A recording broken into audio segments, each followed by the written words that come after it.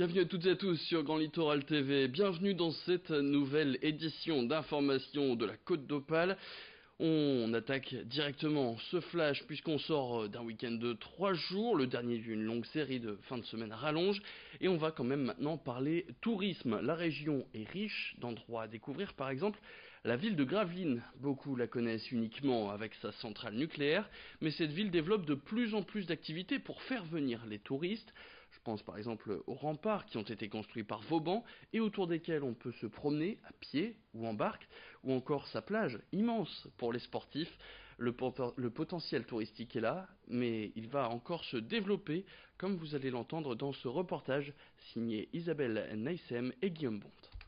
Située sur la côte d'Opale, entre Calais et Dunkerque, Gravelines se dresse sur les rives de l'Aa et de la Colme.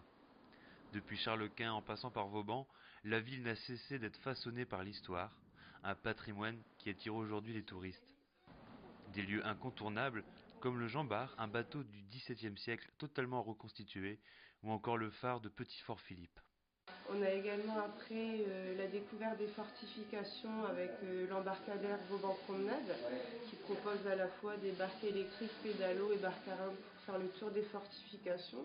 Les anciens remparts sont maintenant devenus des jardins ou encore l'Arsenal transformé en musée. Gravelines attire un tourisme familial. On s'était dit qu'on reviendrait cet été avec nos petits-enfants parce qu'on peut prendre une barque ou des pédalos autour des remparts, on peut visiter le fort, donc il y a de l'espace pour des enfants et des choses intéressantes à leur montrer.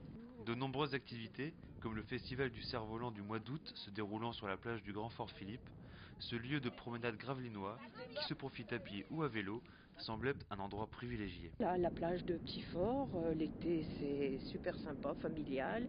Puis ils ont ouvert maintenant de l'autre côté le parc de l'Estran et on était allé faire un tour hier. C'est bien, il y a un peu dommage qu'on ne voit pas plus la mer, mais bon.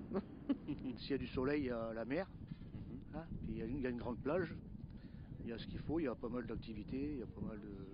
À Gravelines, ça bouge bien, quoi. Même si l'afflux de touristes est bénéfique pour la ville, il faut encore s'adapter. Les digues sont de plus en plus sales, les rues sont de plus en plus sales. Il faudrait une piste cyclable entre Gravelines et Wauplage, ça serait bien. Déjà, au XVIIe siècle, le marquis de Vauban avait flairé le potentiel de Gravelines. Aujourd'hui, il devient difficile de s'ennuyer dans l'enceinte de la vieille ville et sur la plage, où il est facile de poser sa serviette. On passe maintenant à cet anniversaire. Ça fait maintenant 6 ans que le garage solidaire du Boulonnais a ouvert ses portes. Un garage qui permet aux particuliers en difficulté financière de réparer et d'entretenir leur véhicule à moindre frais. Son mode de fonctionnement est tout simple. Il faut d'abord s'acquitter d'un abonnement de 10 € l'année. Ensuite, il y a plusieurs possibilités. D'abord, vous avez l'accès aux outils qui permet de réparer sa voiture soi-même, mais il faut bien sûr être un peu bricoleur. Mais il faut juste louer l'accès au pont élévateur le week-end.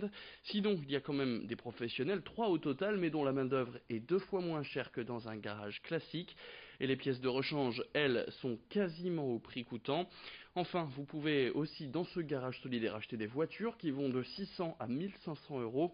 Aujourd'hui, cette association, c'est 1300 personnes qui ont été ou qui sont aidées par ce garage solidaire qui est présenté par son président au micro de Louis Caillé.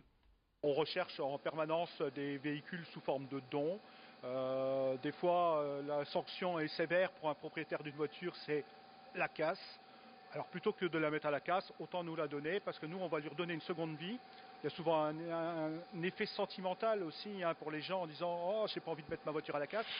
Donc, on récupère la voiture, on la remet en état et elle va permettre à des personnes en difficulté de retrouver une voiture, d'avoir accès avec des facilités de paiement qu'on fait nous en interne, soit de la location solidaire, après quelqu'un qui vient de retrouver un emploi, qui n'a pas les moyens de s'y rendre parce qu'il n'y a pas une offre de bus suffisante à ses horaires, on va louer la voiture à 7 € la journée, assurance comprise, et ça va lui permettre d'aller travailler.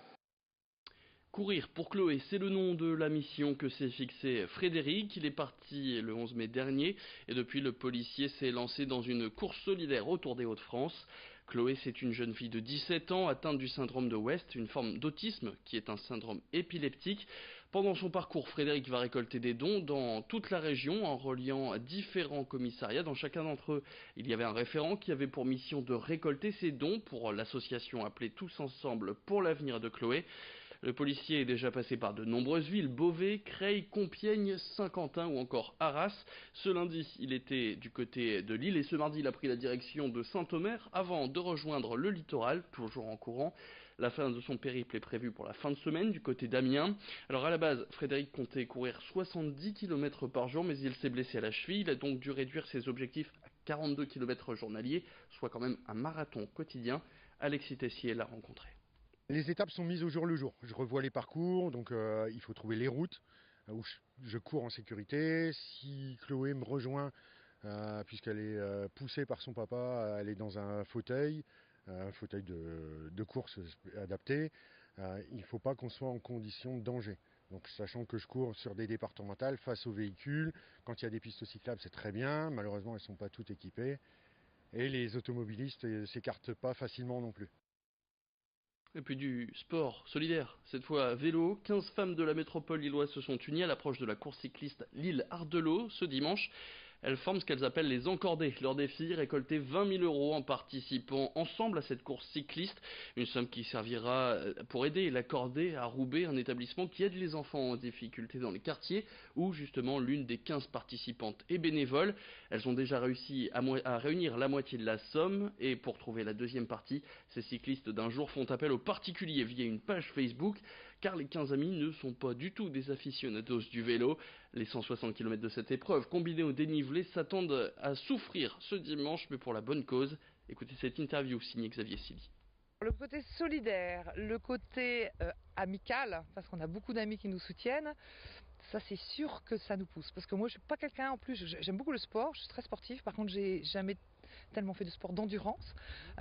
Donc là c'est un vrai challenge de faire 160 bornes pour moi, et surtout sur un vélo de course, parce que j'avais jamais non plus eu de vélo de course avant. Donc voilà, alors c'est vrai que ce côté solidaire et ce côté ami, ça donne des forces, ça c'est clair. Toute seule c'est plus compliqué, c'est plus compliqué. Ça nous fait nous dépasser clairement, parce que vraiment c'est difficile quand même, hein. Je tiens à le dire, c'est pas voilà, ça s'enfile pas comme ça. 156 km c'est quelque chose. Et c'est la fin de cette édition, merci à tous de l'avoir suivi. Tout de suite sur Grand Littoral TV, vous retrouvez vos prévisions météo.